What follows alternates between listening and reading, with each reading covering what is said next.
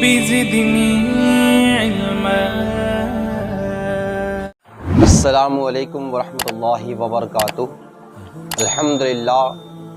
الحمدللہ الذی ابدع الافلاک والارضین والصلاة والسلام علی من کان نبیا وآدم بین الماء والطین وعلی آلہ واصحابہ اجمعین، خصوصاً علی سیدنا سید بدیع الدین مدار الدنیا والعقبیٰ مدار العالمین.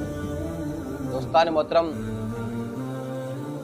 آج میری ولادت کا پیدائش کا موقع ہے. تو حضور سرور عالم صلی اللہ تعالیٰ علیہ وسلم کی بھی ایک عادت کریمہ تھی کہ آپ پیر کے دن روزہ رکھا کرتے تھے. جب لوگوں نے پوچھا تو آپ نے بتایا تھا کہ آج کے دن میری ولادت ہوئی ہے تو میں اس کے شکرانے کے طور پر روزہ رکھتا ہوں. میری آج ولادت کا دن ہے، پیدائش کا دن ہے، تو شکرانے کے طور پر ایک نصیحت جو مجھے یاد آئی، جو میں نے کافی ٹائم پہلے سنی تھی، تو میں نے سوچا کہ رمضان کا وقت بھی آ رہا ہے تو اس نصیحت کو آپ لوگوں کے بیچ میں شیئر کروں تاکہ اس سے میں بھی کچھ فائدہ حاصل کروں اور آپ لوگوں کو بھی اس سے کچھ فائدہ حاصل ہو. تو ایک پیر کا واقعہ ہے.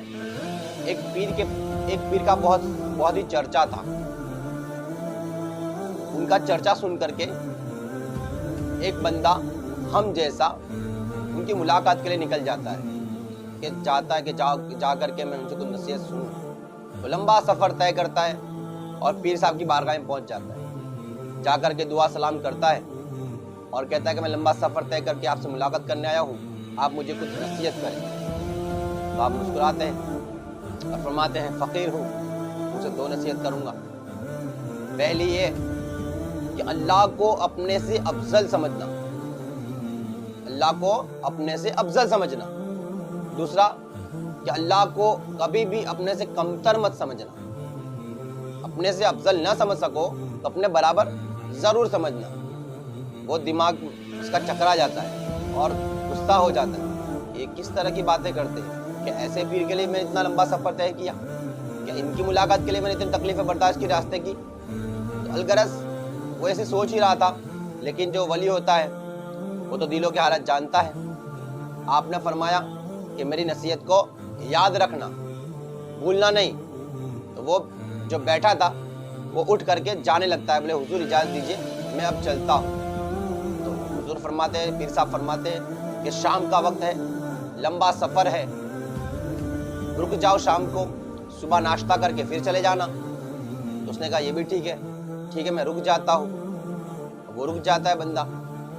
صبح فجر کی نماز کے بعد اس کے کمرے میں خادم ناشتے کی ٹرے لے کر کے پہنچ جاتا ہے.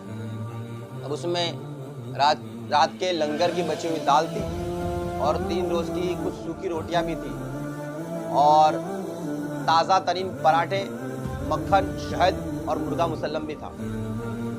تو اس نے کھانا شروع کیا تھا، اتنے میں ایک فقیر آتا ہے اور صدا لگاتا ہے، آواز بلند کرتا ہے کہ میں 3 دن کا بھوکا ہوں، اللہ کے نام پر کچھ دے دو. تو وہ بندہ اٹھتا ہے اور اپنی ٹرے میں سے باسی دال اور 3 روز کی پرانی باسی روٹی اٹھا کر کے جا کر کے فقیر کو دے دیتا ہے اللہ کے نام. اب وہ ناشتہ کرنے کے بعد میں پیر صاحب سے بولے آخری ملاقات کر لوں، اجازت لے لوں، سلام دعا کر کے نکل جاؤ. پیر صاحب سے مصافحہ کرتا ہے اور بولتا ہے اجازت دیجیے اب میں چلوں.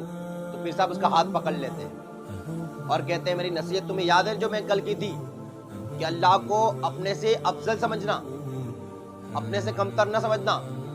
اگر اپنے سے افضل نہ سمجھ سکو تو اپنے برابر ضرور سمجھنا. اب وہ پریشان ہو جاتا ہے اور غصہ ہو جاتا ہے اور کہتا ہے کہ آپ کیسے پیر ہو، کہ آپ کیسی باتیں کر رہے ہو؟ کون ایسا شخص ہے جو اللہ کو اپنے سے افضل نہ سمجھتا ہو؟ کون ہے وہ جو اپنے برابر اللہ کو سمجھتا ہو؟ اب پیر صاحب کو جلال آیا اور کہا کہ اے ظالم سن، اگر تو نے اپنے رب کو اپنے سے افضل سمجھا ہوتا تو وہ مرغا مسلم، پراٹھے، شہد اور مکھن وہ فقیر کو دیتا جس نے اللہ کے نام پر اس سے مانگا تھا. لیکن تو نے اپنے سے افضل سمجھا نہیں، اپنے برابر بھی نہیں سمجھا، اپنے سے کمتر سمجھا. اس لیے تو نے رات کی باسی دال اور 3 دن پرانی روٹیاں جا کر کے اسے فقیر کو دے دی، اس نے اللہ کے نام پر تجھ سے مانگا تھا. اور اگر تو نے اپنے سے افضل نہ سمجھتے ہوئے اپنے برابر بھی سمجھا ہوتا تو تو کیا کرتا؟ تھوڑی سی دال باسی خود رکھتا، تھوڑی اسے دیتا، تھوڑی باسی روٹیاں خود رکھتا، تھوڑی اسے دیتا. एक ताजा पराठा उसे देता, एक ताजा पराठा खुद खाता, शहद मक्खन थोड़ा उसे देता, शहद मक्खन थोड़ा खुद रखता, और मुर्गा मुसल्लम में से थोड़ा हिस्सा उसे देता, थोड़ा हिस्सा खुद रखता। अगर तूने अपने बराबर समझा होता तो, लेकिन तूने अपने से अफजल ना समझा, अपने बराबर भी ना समझा, बल्कि अपने से कमतर समझते हुए जो तुझे पसंद नहीं था वो तूने अल्लाह के नाम पर दिया। तो दोस्तान मोहतरम, आज हमारा भी यही हाल है कि हम कोई अगर अल्लाह के नाम पर मांगने आता है तो हम जो सबसे घटिया चीज होती है वो उस फकीर को देते हैं। कोई भूखा आता है तो रात का बासी खाना उठा करके फकीर को देते हैं और ताज़ा तरीन खाना खुद खाते हैं। कोई नंगा आता है और लिबास का जब आपसे तलब करता है, लिबास का मुतालबा करता है, तो आप जो घटिया पुराना फटा पुराना कपड़ा होता है वो उसे उठा करके दे देते हैं और अच्छा लिबास खुद रख लेते हैं। कोई पैसा मांगता है तो हम फटी पुरानी बेकार सी नोट उसे दे देते हैं अल्लाह के नाम पर और अच्छी नोटें खुद रख लेते हैं। तो दोस्तान मोहतरम, कुरान का इरशाद गिरामी है, लन तनालुल बिर्र हत्ता तुनफिकू मिम्मा तुहिब्बून, तुम उस वक्त तक नेकी को, कामयाबी को नहीं पा सकते जब तक कि अल्लाह की राह में वो खर्च न करो जो तुम्हें सबसे ज्यादा अजीज हो, सबसे ज्यादा पसंद हो। तो अल्लाह की राह में जब भी खर्च करो तो सबसे पसंदीदा चीज खर्च करो, सबसे अच्छी चीज खर्च करो, पुरानी चीज बासी चीज खर्च न करो, क्योंकि फकीर मांगने वाला अल्लाह के नाम पर मांगता है। तो हमें अल्लाह के नाम पर सबसे अफजल और पसंदीदा चीज़ खर्च करनी चाहिए।